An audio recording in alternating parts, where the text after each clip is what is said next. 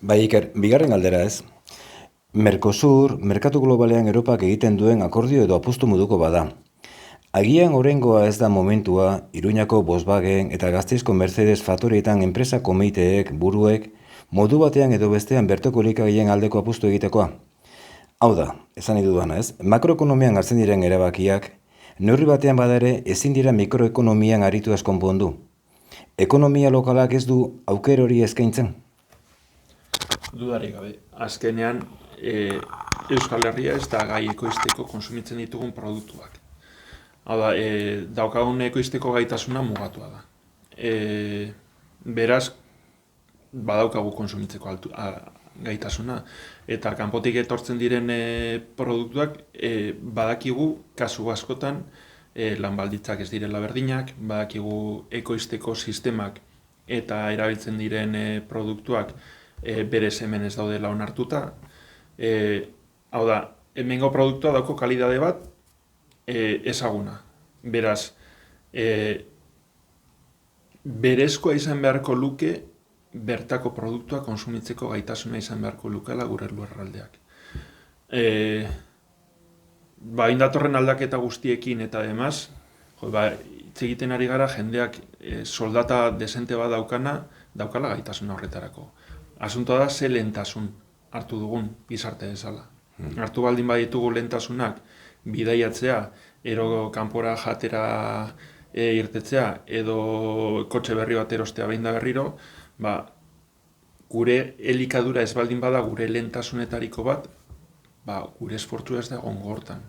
Orduan, gizarte bezala hausnarketa bat egin behar dugu benetan zer den garrantzitsua. Azkenean, datorren kriston aldaketakin, mikroekonomia da mugitu dezakena, ero mantendu dezakena gure sektorea. Azkenean, konpetitzea kanpotik datorren produktuarekin oso txikia gara. Haundiak izan arren hemengo haundiena oso txikia da, beste batzukin konparatuta. Horrezin dezakegu inatertu ere. Hori ez da gure... Hori ez ditzateke izan behar gure borroka.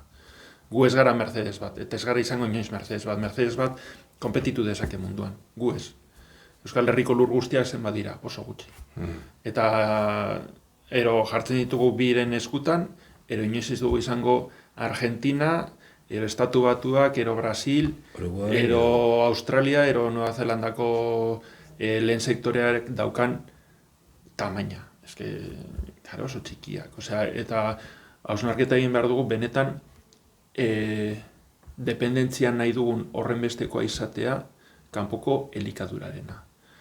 Ikusi dugu orain dela gutxi,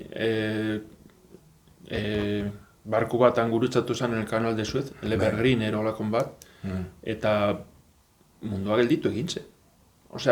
Eta gauza bada ez etortzea mikrotxipak, baina eske oskailu bikain bat izan dezakegu, baina utzi baldin badago barruan ez du balio zertarako.